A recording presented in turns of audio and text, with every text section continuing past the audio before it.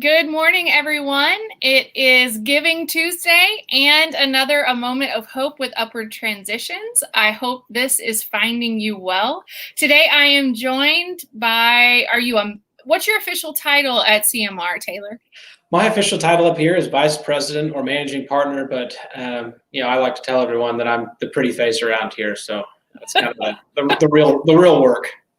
Very good. I am joined by Taylor Fudge from CMR, and he's also a board member at Upward Transitions. And so we are very grateful that you have taken the time to be with us this morning, Taylor. Well, thank you for having me, Micah. It's always a pleasure getting to see you so early in the morning. Fun for me. That's right. Particularly in these days where we can join each other in a safe virtual environment and have these kind of chats. So you guys have done some amazing things here with us in the last few days. Sure. You guys have put up this match to kick off our winter annual campaign, which is just phenomenal. And as of just about a couple hours ago, we fulfilled that match. And so we turned $2,500 into $5,000 thanks to you guys. So that's amazing. That is awesome news. You should have asked us for more. Maybe we could have matched a little bit more along the way. But I don't know. The day's not over yet, Taylor. Twist my arm later on in the day. We'll see how the day turns out here in our business, and maybe there'll be more money later. There you go. But we are so grateful that you guys have partnered with us and kicked off our winter annual campaign.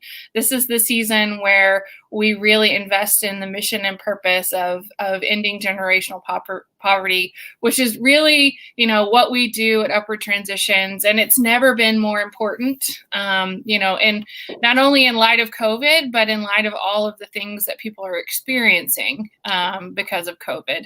Unemployment and health crisis and all of those things that kind of impact life on a new level. And so we're doing the important work, and we're just really grateful that you guys have partnered with us on that. So you've been with Upward Transitions for a while and been in a leadership role. So tell me, why are you so in love with this organization? I've been with Upward Transitions, I want to say, for 4 or 5 years now. My dear friend, John Simcox, was president of the board a number of years ago, and he called me out of the blue and said, hey, there's a group that I want you to come look at and come think about joining. And it seemed to fit really well with sort of what we do in our core group of companies on a day-to-day basis. It's about helping people. It's about making sure that people don't end up on the streets and keeping people in their homes. And we are in the part of our business is in the collection space, and that can be construed as sort of a negative area to be in. And for me, it felt like a way to balance that out a little bit and show that we've got an organization that cares about the community and cares about what we're doing. And so that was what originally got me into Upward Transitions. Now, once I got there, I've been working with the leadership team very, very closely. Perry Ann, you, Tamra, a number of people on the team, and I've just really been impressed with how they conduct themselves, how they run the organization, and the way that they interact with clients too. To me, that was of extreme importance. I know Perry Ann cares deeply about the people that we serve and our mission, and I think that her passion and your passion and everybody else's passion, Scott's and everybody, is just super contagious. So, you start to get around the organization and meet the people and understand the mission a little bit more, and it really draws you in and keeps you engaged, knowing that you're doing the right thing and helping out people in the community. So to me, that was what drew me there. It's what's kept me there. As far as our mission, we talk about collaboration, and we talk about inspiring hope and empowerment. And to me, those are all extremely important. Working together, creating efficiencies, recognizing your core competency, which ours happens to be in retrieving driver's licenses and getting identification back for people. But that's something that it may seem like a small piece to keeping your life together, but that little tiny card with your name on it helps out in so many different ways. And I like that part. I also like the empowerment piece of our mission as well. Helping people help themselves. I know that probably sounds cliche, but when you do that, you make a significantly bigger, more positive, longer lasting effect than just giving somebody something and kind of letting them go on their own. We're truly helping to turn people's lives around and helping them help themselves to make that change too, which is exciting. Yeah, and I think that's exactly right. During this time of crisis and COVID, people have gotten to know us because of written utilities. Just because that has bubbled up to the surface because of moratoriums and those kind of things. But people may not know us because of our expertise in that identification work. Yes. And that's really where we shine is helping those who need those critical identification documents. Sure. And without those identification documents, you really can't journey through life. And you and I both know you have to have an ID to do just about everything. Yeah. And so that's where our case managers are miracle workers. They put together the pieces of life for our clients all the time. And we get referrals from agencies all over the city to help put pieces of life back together. And so, we do some amazing work on a daily basis. Sure.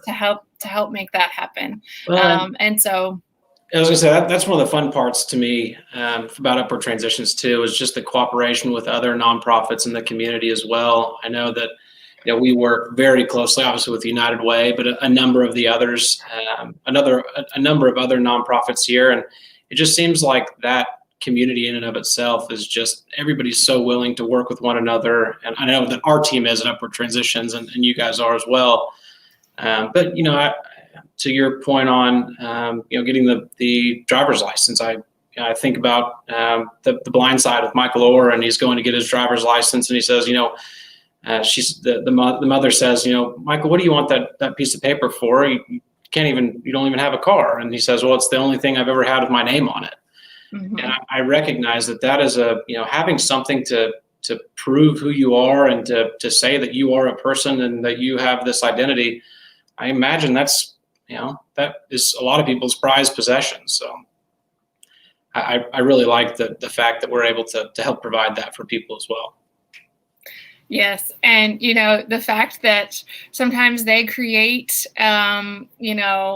identities out of the smallest pieces of information, and they really sit down with our clients and they wrap around them, not only with identification services, but resources that help them take that next step on whatever journey they're going to be on is the amazing work that I get to watch and see happen in real time every day. And so it's just amazing. And so we're glad that you all have partnered with us in this process and, helped us kick off this winter campaign. Yes.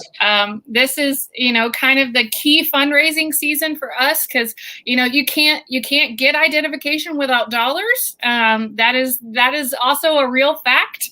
And in this time of COVID, we've also, there's a very real fact that now you have to have a few dollars to even make an appointment to reserve a spot. And so, finances become a real barrier for our clients. And so the gifts that you all make to Upward Transitions allow us to open some doors and allow us to help our clients on this journey. And so we're excited that we've already met this match. We're excited that this is just the beginning of our winter campaign and that we've met it. And so we just know that this is the beginning of an amazing fundraising season that will help so many. For sure. Where are we at right now, Micah, in terms of our campaign this morning? I think, you guys pledged 2,500, and we met that match. We're actually at $3,500 given, and I think there's an additional 400 through our Facebook campaign. So we're approaching $4,000 given as a total of this match, and so that's just a really exciting place to be to kick off this campaign. So yeah, $4,000 and then add your 2,500 on top of that. That's just a really amazing place to be. So. Well, I got on this morning and did a personal Giving Tuesday fundraising effort, and right now we're at 530 of my $500 goal. So there's another. I guess I should have made my goals a little bit more lofty this morning. There we go. Very good. Yes. I love the Giving Tuesday spirit. This whole initiative was created so that people would really think about how their dollars can make an impact in their community. And so we're grateful for everybody who's choosing Upward Transitions as the place that their dollars can make an impact. We this year decided that $1,000 was going to be the amount that we would really focus on and talk about. $1,000. Statistics tell us that $1,000 can really change the trajectory for a family, whether that's rent or utilities or identification. $1,000, if you infuse that in a family, it can really change the trajectory for a family. And lots of times, if you just infuse that one time into a family, that's all they need to weather a crisis. Sure. And then they don't have to access those social services at that level again. And that saves community resources, and that saves all kinds of things across the board. Mm-hmm. And so at Upward Transitions, that's really been the dollar amount that we've been talking about, because that's what the statistics are telling us, is that $1,000 amount is the significant mark for families. And so we've been talking about that. And so lots of people have stepped up to that level. And so we're just really excited about that. So hopefully more people will step up this year and do that level. So.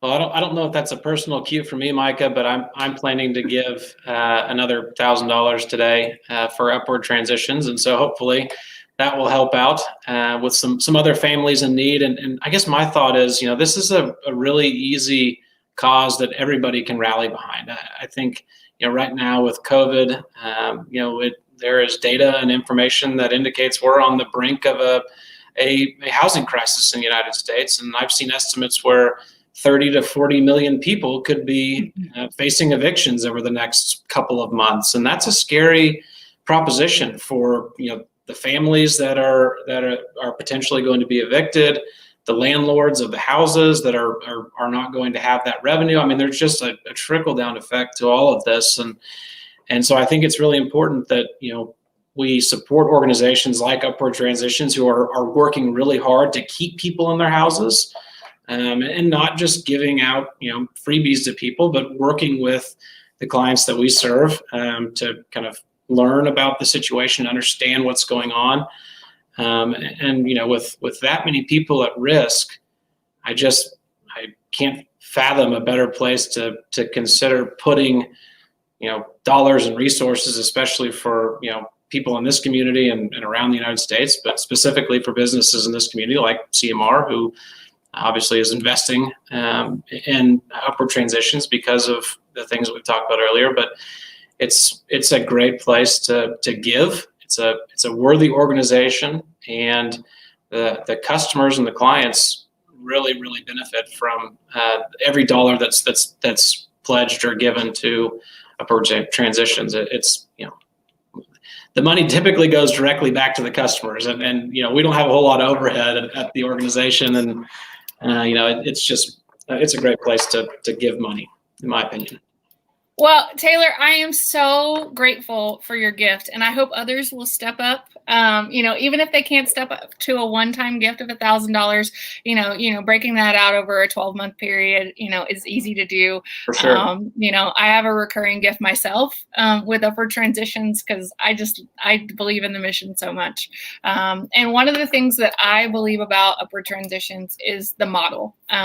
We take our time with the clients, and not only are we infusing hope, but one of the things we do is we come back and we make sure that those families are still stable, and we do a budget with them. We make sure that the money that we are investing in these families is going to work, and that's why 90% of the clients that we work with rent and utilities 6 months later are still on their houses. Awesome. And with their utilities connected, and that's something we're really proud about. Yeah, but I mean that data speaks volumes, which is awesome. Now we've talked about too, just the economic impact on the community that somebody facing eviction has.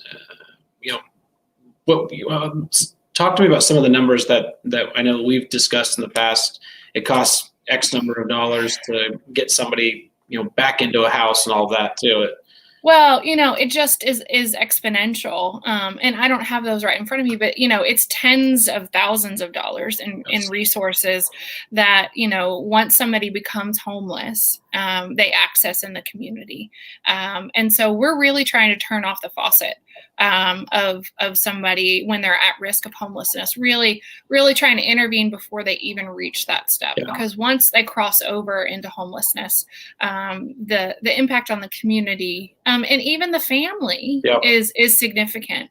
Once a child has that adverse childhood experience of homelessness, the long-term effects of that experience are going to stay with them forever. And we want to intervene before that happens. Absolutely. And so, that's where this work becomes even more important. And so the research about adverse childhood experiences is something that people are now talking about. The research about homelessness is something that people are now talking about. And so we've been doing this work for almost 100 years. And so we're gonna keep doing the work that we're doing. But now I feel like we have the weight of research, and we have the weight of statistics, and we have the weight of really good wraparound case management that comes with what we're doing, and our mission has never been more important. Absolutely. And we talk, you and I have talked about this before, but connection points, there are so many different connection points that can pique one's interest in upward transitions, whether it's trying to help out children that are experiencing homelessness, or trying to just help out the community in terms of just the economic impact of a family that becomes homeless. There's a million different places that somebody can say, look, that's something I can support. That's something I can get behind. And hopefully, today, that's something I want to give some money to as well. Yeah. And to me, that's another big factor as to why upward transitions is so important to the clients that we serve, and to the Oklahoma community in general too. So. Well, and that's the thing is there's an entry point for everybody. To get an ID, it's between $15 and $30. And so if you just wanted to take care of somebody's identification, you could give it that level. If you wanted to help somebody, get on the journey towards reemployment and get some, documents towards that, $100 really makes a difference. If you wanted to help somebody get a deposit towards public housing or that kind of thing, $500 really changed somebody's life. And like we were talking about earlier, $1,000 is a significant impact in somebody's trajectory of life. Absolutely. And so, there's a level for everybody to really make a significant impact, no matter where you are. And we've talked about it before too. One of our goals is to get people donating at maybe not that major dollar amount threshold, but just a smaller amount on a month-to-month basis. We would love to see those types of donations come rolling in too, and obviously we'd be very appreciative of any amount that's given. So yeah, one of my we have a couple of donors who give $8 a month. $5 a month. And that I love those because it shows commitment to the cause. For sure. And so no matter where you are, if you love the mission and purpose of Upward Transitions, start wherever you can. Yeah. So yeah, that's exactly right. Very cool. Yeah. Taylor, I am so glad that we could get on today and talk about not only your passion for upward transitions, but CMR's match, and celebrate that we have exceeded it. We have blown it out of the water today. And hopefully other people will give and be inspired by your generosity, not only personally, but as an organization. And so this is just the beginning of our winter campaign. Awesome. If you would like to give to Upward Transitions, the link to donate is in the comments. And Taylor, thanks so much for being with us today. Well, thank you, Micah. And I think this might be the first time I may have ever inspired somebody. So, I mean, that's a big deal to me. But thank you. But thank you to everybody who's given to the match today, and also to the personal campaign that I set up this morning. First time I've ever done that. And I really appreciate everybody stepping up, all my Facebook friends stepping up and giving to the cause. But Micah, thank you guys for what you do. And you know, again, it's just such a great organization in Oklahoma City, and such a great mission. And we're helping a lot of people. I think it was 3,000 people last year that we helped. That's right. That's right. Over 3,000 individuals. Yep. That's awesome. Very cool. Yep. Well, good. Well, thank you for having me today, Micah. And again, if you're out there watching, please consider donating and giving to the cause. And whether it's big or small or whatever the case may be, every amount is appreciated. So thanks a lot. That's right. All right, everybody, this has been another moment of hope with Upward Transitions. We hope you find a little bit of hope in your day. Take care. Bye. Thanks. Bye. See ya.